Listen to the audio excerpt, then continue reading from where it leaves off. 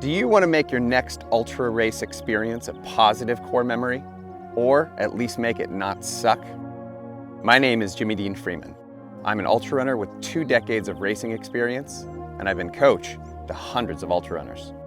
In today's video, I'll cover some common mistakes in ultra training, some essential ultra running gear, and key lessons for race day.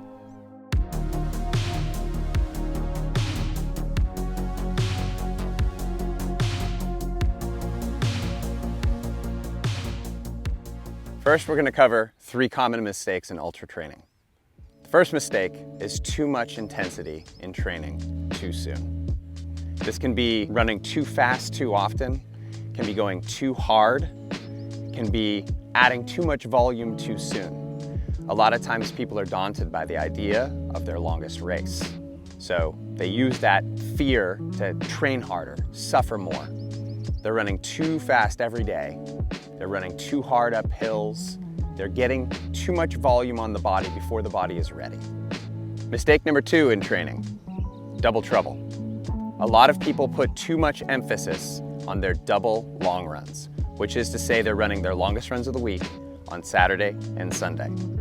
You don't want your training to be so heavily balanced on the weekend that you're doing 70, 80, 90% of your weekly volume on just 2 days. Balance out your training, do 1 or 2 long runs back to back in the peak of your training, and you'll be good for race day. Third common mistake people make in their ultra running training is they get too focused on the stress of the workout and not enough on the recovery from that stress. It's important to nail each workout and execute what it is you're trying to do in each phase of training. But sleep's important, hydration is important, your diet is important, supplementation can help.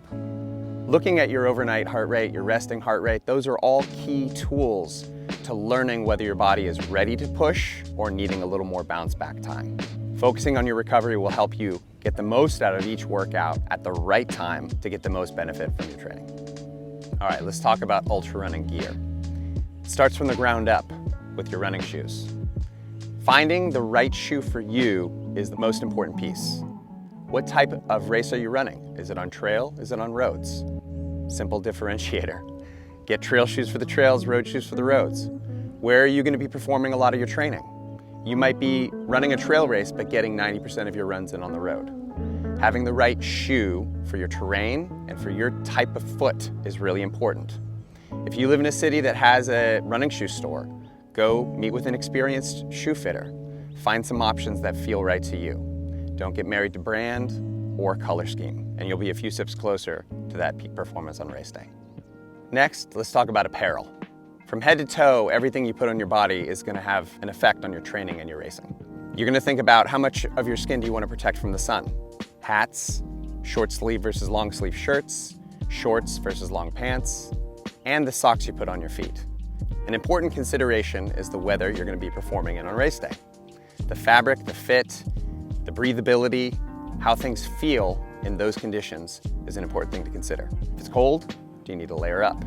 If it's hot, does it breathe well? Check that out in your training and you'll be dialed in for race day.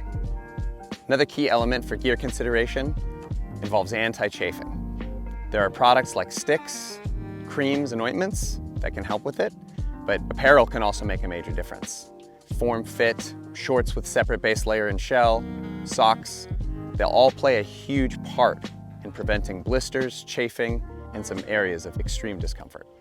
Let's talk nutrition and hydration. How are you going to carry what you consume during the race in between checkpoints? There's bottles, handhelds, vests, hydration packs, and pockets. These are all areas that you can carry calories and fluids.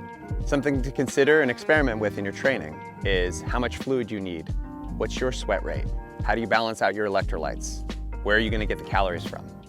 Practicing all of these things on your long runs is a great way to get it dialed in for race day. Highly recommend finding a lot of different options in case you experience flavor fatigue during the race. By practicing these things in training, you're setting yourself up for race day success. This brings us to 5 tips for race day. I'm going to start off with a 30% rule. In the first 30% of the race, whatever the distance is, keep it easy, conversational, low effort. 60% of your heart rate. Don't go too hard so you'll pay for it later on in the race. Tip number 2, fueling is everything on race day. Staying on top of your hydration, your nutrition, your electrolyte balance is key to setting up each hour of running and hiking so that you perform your best throughout the race.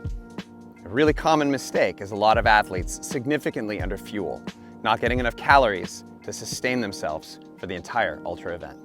Tip number 3 is a tricky one. Throw out the time goal as a focus and discipline yourself to your effort and your process. Getting locked into your effort and process will get you closer to that time goal. But if you get lost in pace per mile or checkpoint to checkpoint splits, you're not going to end up with the result that you want more often than not. Tip number 4, having a great race day plan. I call it Plan A, Plan B, and Plan Z.